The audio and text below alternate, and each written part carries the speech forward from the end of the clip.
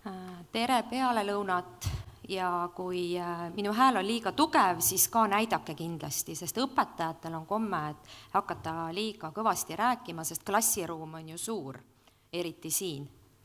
Aga minu nimi on siis Mari Tõnisson ja minu nime all on sellepärast 2 asutust, et mulle tundub, et ma olen siin 2 asja pärast. Minu põhitöökohaks on Tartu Hiie kool, see on minu esimene, võib-olla ka viimane, mõeldes siin Tiina jutu peale, ma ei tea, võib-olla isegi ka viimane töökoht, et ma olen terve oma teadaoleva tööaja või õigemini tööaja töötanud Tartu Hiie koolis, aga ka HITSAga, endise tiigrihüppega, sest tegelikult mina alustasin siis, kui oli tiigrihüppe, olen ma olnud seotud väga kaua aega ja väga paljudes erinevates tegevustes. Et mulle tundub, et just eriti selle HITSA tõttu, mille tõttu me tegelikult muidugi plagu pealt näha oleme siin meiegi kõik. Aga seal üleval vasakul nurgas on veel üks kujund. Ja mul on väga hea vaadata, ma just vaatasin seda, et nii hea, et see siin just on, siis ma saan selle kõrval seista, et selle programmi nimi on e-twinning, kohe hakkan sellest väga põgusalt rääkima, aga põhiteema tuleb tõesti sellisest asjast, ma arvan, et see on midagi uus sõna, et e-flipping, sest mina ja üks inimene selle välja mõtlesime tookord. Ja kui internetti panna, siis selle kohta te infot peale meie projekti ei leia. Ja võistlusmestimine sellepärast, et kohe kuulete, ma räägin 2 asjast. Mestimine iseenesest on eestikeelne sõna ja kui twinni või twinningut tõlkida, siis see tegelikult annabki tõlkena mestimist. Et minu vanaema juba kasutas, et lööme kampa või mestime, et mulle tundus, et see on selline nagu vanaema sõna, et mina nimetan neid vanaema sõnadeks, sest vanaema kasutas selliseid sõnu, nagu mida mina enam ei kasuta ja mestimist mina iseenesest ei kasuta. Aga kui tõlkida, siis see ta on. Lugege slaidilt, õpilased loevad slaidilt. Milline seos on teil programmiga e-twinning?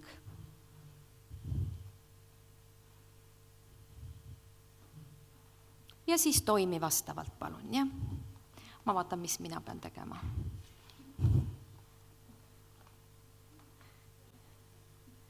Kinganina ei vaata keegi, jah? Üks vaatab seal, võib-olla tal on lihtsalt tolmused, mul on ka natuke tolmused. Et tundub, et siiski midagi on kuuldud ja sellest programmist ma tegelikult pikalt ei räägi. Mina isiklikult olen selle programmiga seotud 2005. aastast alates, siis kui see programm loodi ja olen aktiivselt sellega ka tegelenud, nii et minu naeratus võiks olla suurem kui mu nägu ja ühest programmi näitest tegelikult ma olen ka siin plaanis, on mul siis siin ka rääkida. Aga need, kes sellest midagi ei tea, siis teil on väga hea võimalus loomulikult järgi uurida, kui te panete e-twinning internetti sisse, siis te saate kohe väga palju materjale ja YouTube'is ka videoid selle kohta, aga e-twinning on oma nii sisu kui tegelikult vormi päris palju edasi arendanud nende aastate jooksul ja ka seda ilusat logo on, see on vist nii nõrk, et see näitab ainult minu kinganina, see sinna ei ulatu. See e-twinningu logo on ka muutunud mitmel korral, et kui te näete erinevaid logosid, siis tegelikult need on lihtsalt erinevatest aegadest pärit. Aga e-twinning 3 lausega kokkuvõttes on siis Euroopa õpetajate vaheline veebipõhine tegelikult koostöö.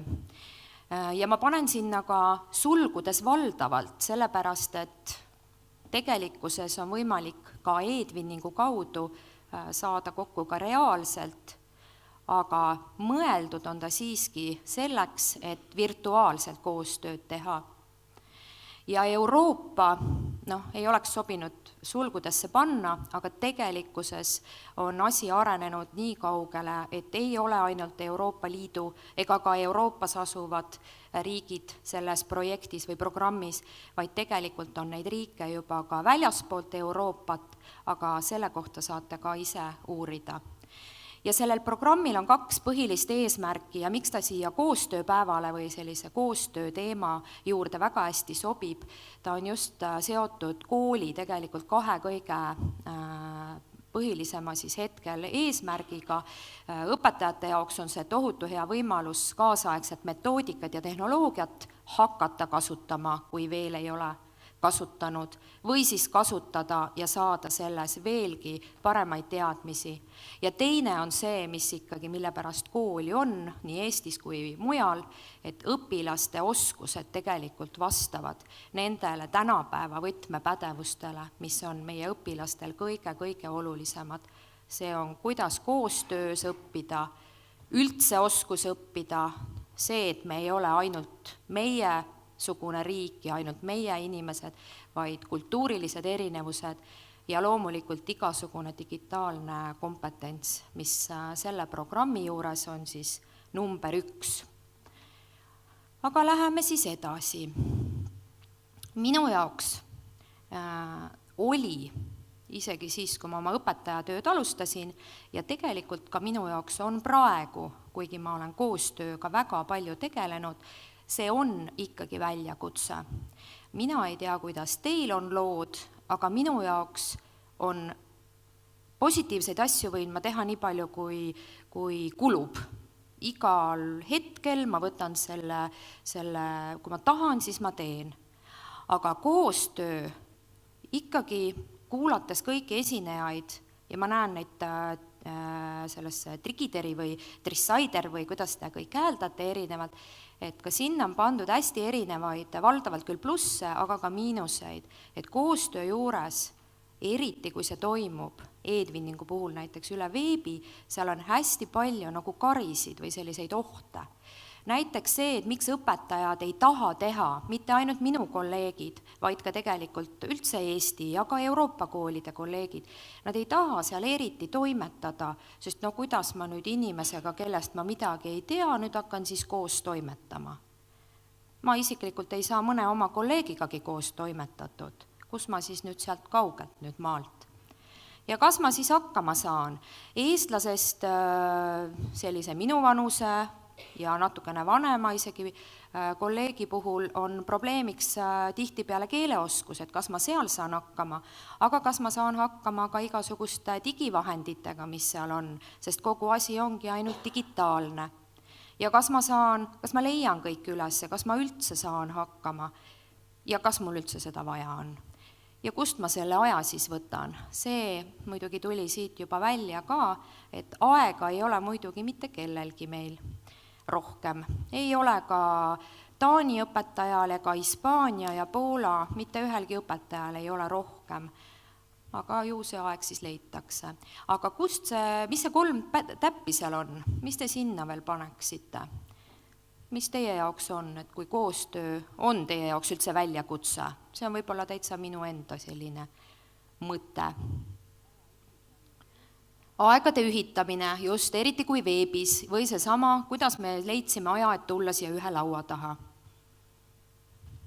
Veel midagi? Ja võõrkeelu, jah, ma paneks selle sinna, et kas ma saan võõrkeelega hakkama. E-twinningus on muidugi, saab nalja tugevalt. Mina olen osalenud isiklikult saksakeelses projektis, mina ise saksa keelt ei oska, võib-olla 5 sõna, aga mis meid ikka aitab, teadagi mis. Just, ja seda teevad väga paljud muide õpetajad, et ma arvan, keeleprobleem ei ole, e-twinningu juures kindlasti probleem.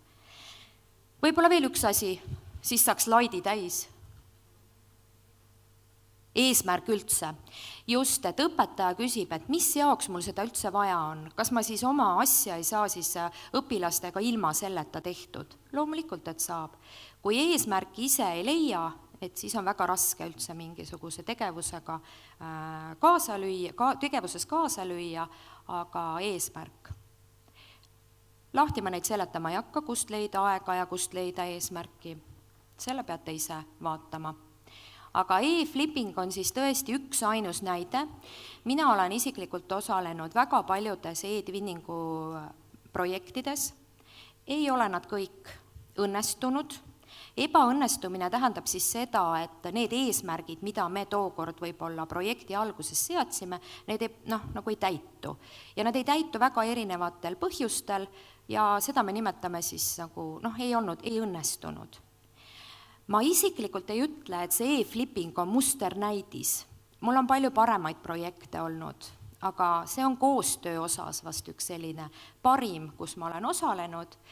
Ja see nimi tekkis meil, tegelikult see flip või flipping siis tähendab midagi nagu õhku viskama, see tekkis mina ja Ranveig. See tekkis tegelikult e-twinningu ühel kontaktseminaril, et e-twinningu puhul on võimalik, et te ei kohtu mitte kunagi oma partneriga, see on tavaline, aga võib juhtuda, et kohtute ja mitte juhuslikult ei tulnud Ranveig Tallinnasse ja mina ka Tallinnasse Tartust, vaid tegelikult toimus Norra ja Eesti 10 ja 10 õpetajate vahel kokkusaamine, mille eesmärgiks oli arendada või siis luua koostööprojekte. Ja meie sattusime kuidagi nagu samale lainele, sellised kenad, ümarad, keskealised daamid ja meil tõesti tekkis, viskasime mõtte õhku, mõlemal teismelised õpilased, et paneme sellise teema. Ranveig on inglise keele õpetaja, ju ta siis võib-olla, ma ei tea, kas see pealkiri on nii korrektne minu mõttes, aga ju tema õige siis on, sest Ranveig ütles, et nii on õige küll. Ja me oleme teinud siis tegelikult reaalselt koostööd, me veetsime 2 päeva, töötades seda projekti välja. Tavaliselt e-twinningus projekt töötatakse välja üle veebi, kirjade teel ja igasuguste koostöövahenditega, et siin oli väga palju koostöövahendite nimesid ju me siin nägime ja ise proovisime läbi. Ja virtuaalne tegevus siis toimub seal all, või toimus, see projekt on juba kinni pandud, et see enam ei toimu, aga toimus siis internetis. Ja kui olete huvitatud, siis kõik on nähtav tegelikult, me midagi ei varjanud, et on sellel aadressil, sest e-twinningul on oma selline keskkond, TwinSpace, kus saab siis koostööd teha. Aga annan teile ühe niisuguse väikese probleem, mitte probleem tegelikult, see on niisugune, ma ei tea, arvamine ainult. Mis te arvate, üks nendest 3 arvamusest ei vastanud tegelikult tõele. Meil olid siis Eesti õpilased, minu õpilased, ja nad on muide kõik erivajadusega, sest Tartu Hiie kool on erivajadustega lastekool, ja Norra lapsed teadsid seda. Eesti õpilaste arvamus projekti eel oli järgmine. Ilmselt me ei ole neile võrdsed partnerid, nende kool asub kindlasti hästi ilusas kohas, või neil on koolis kindlasti väga tore ja ei ole koolis nii raske. Mis te arvate, mida minu õpilased tegelikult ei arvanud, selle ma luuletasin siia ise juurde. Pakkuge? Et seda nad ei arvanud. Vale vastus. Kuna minu õpilastel on koolis väga raske, sest neil on kõne erivajadus, mis tähendab seda, et neil on lugemine ja kirjutamine väga-väga rasked, siis tegelikult nemad ülemist ei arvanud. Nemad ei arvanud, et me ei ole võrdväärsed partnerid. Nemad ei arvanud seda. Ja tegelikult, kes seda arvas, vabandage väga, on ju, tegelikult arvasin seda mina. Et nemad arvasid, et hästi ilusas kohas ja nendel on kindlasti väga tore. Tegelikkuses, kui me Ranveigiga, me tegelikult oleme teist korda veel kohtunud, siis see ilus koht, nad asuvad küll Norras rannikul ja puha. Nende kool asub küll ilusti ookeani ääres, aga seal asub ka naftaplatvorm ja see on ainult selle naftaplatvormi pärast see küla seal ja nende isad ja emad või kes iganes töötavad seal platvormil, nii et see on tegelikult üks selline küla, kus toimub elu ainult selle ümber ja laevad ja ilu on seal väga vähe. Ja et nendel on seal hästi tore ja raske ei ole, see muidugi õige ei ole, sest Norra koolis on päris, vähemasti nende koolis, on üsna range kord, on väga palju õppida, lapsed on üsna hõivatud ja kodutöödega kurnatud, nagu meiegi omad, nii et tegelikkuses nii ei ole. pluss lisaks on nendel väga palju võõrtööjõudu seal naftaplatvormi peal ja nende lapsed ja ka pagulasi Runwaygi enda klassis näiteks on rohkem kui 60% ei ole Norra päritolu, et on igasugust päritolu, nii et kerge seal kindlasti ei ole. Mida Norra õpilased arvasid? Mina panin jälle, luuletasin seal. Nii. Kas nad arvasid, et me elame peaaegu kiviajas? Kas nad arvasid, et me ei saa hakkama? Või nad arvasid, et meil on igal pool wifi? Mis te arvate, mis vale oli? Mida nad ei arvanud? Vale vastus.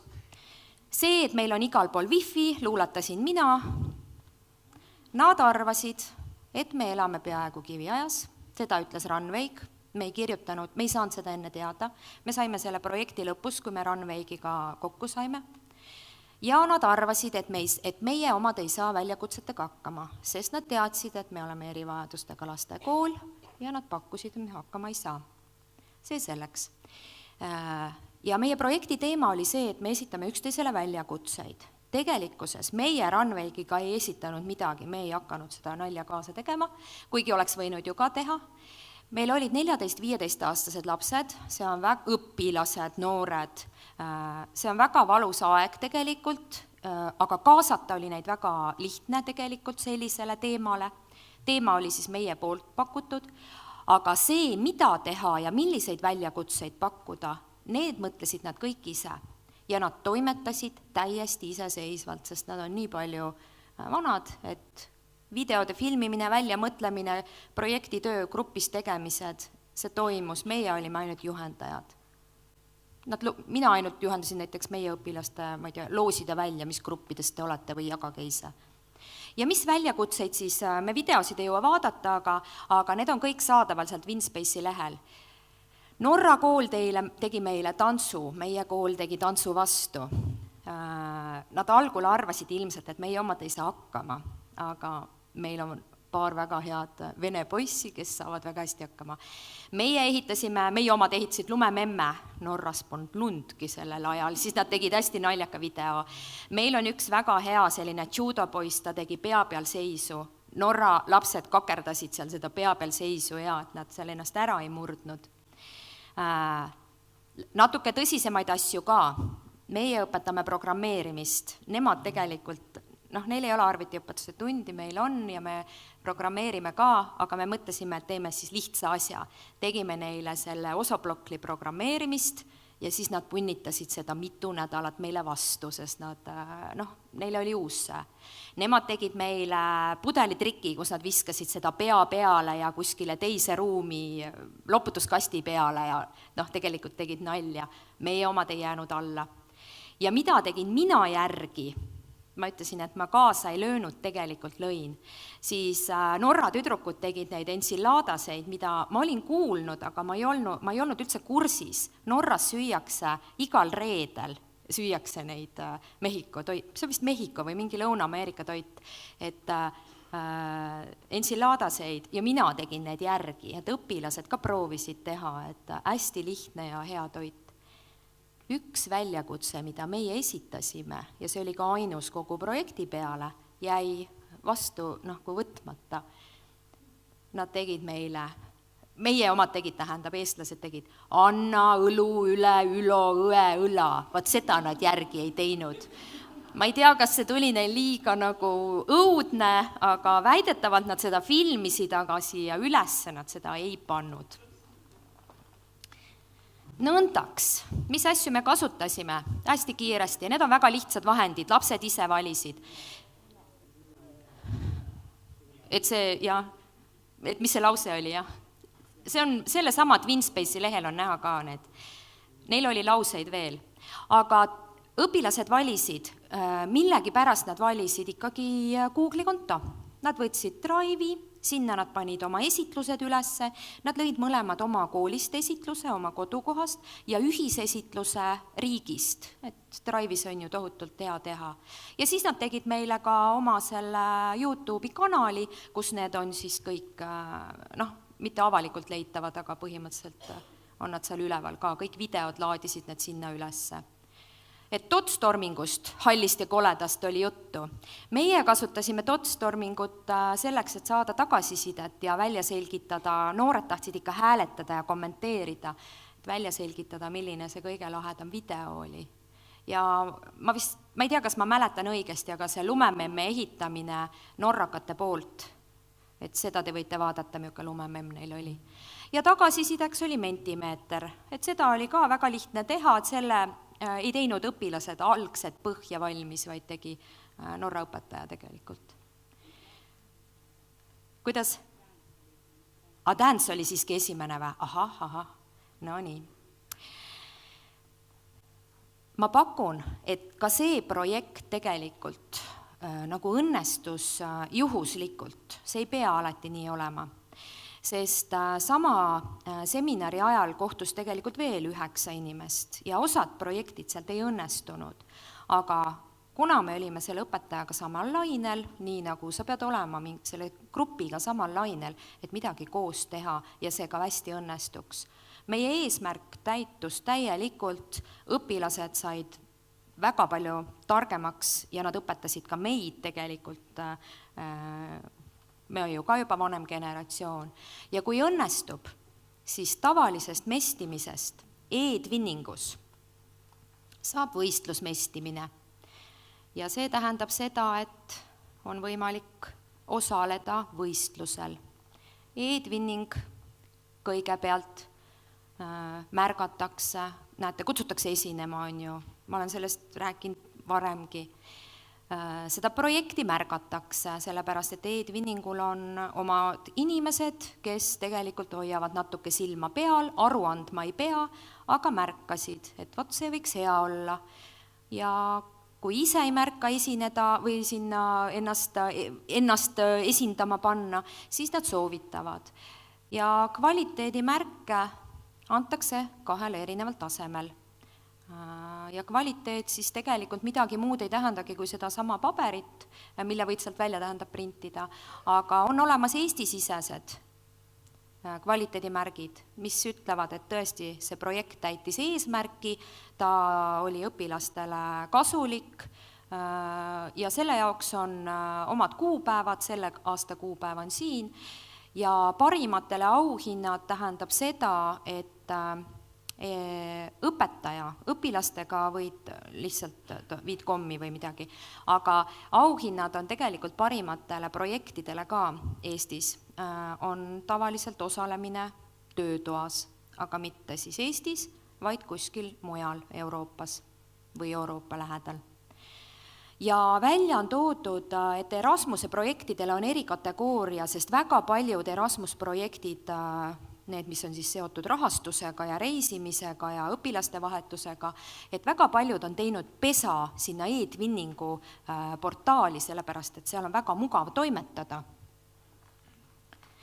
Ja järgmine tase on see, et on võimalik saada selline Euroopa tähekestega kvaliteedimärk ja seda saab taotleda alles siis, kui vähemasti 2 partnerit on saanud oma riigis kvaliteedimärgi, et näiteks siis Ranveig Norras ja mina siis Eestis. Kui on rohkem partnereid, siis nendel võib ka olla, aga ei pea rohkem olema kui 2. Ja siis on võimalik saada kvaliteedimärka, seal on oma hindamiskriteeriumid ja vaadatakse need läbi kõik üksipulgi. Ja kõige viimane tase on, et on võimalik Euroopa projektivõistlusel osaleda, et siiski sätitakse paremaid järjekorda ja need sellised võiduprojektid on väga-väga toredad seal. Neid saab ka vaadata e-twinningu enda lehel. Ja viimane asi, mis on nüüd selle kooliaasta oktoobrikuust alates, on võimalik koolidele taotleda sellist e-twinningu kooli märki või siis sellist, ma ei teagi, mis kujul ta tuleb üldse, et praegu on need välja andmata veel, aga sellel on omad tingimused ja need tingimused on sellised, et seal peab olema vähemasti 2 aastat registreerunud, juhtkonnast keegi, vähemasti 2 õpetajat ja sellel aastal osalenud siis mõnes kvaliteetses projektis. Mõnusat mestimist teile!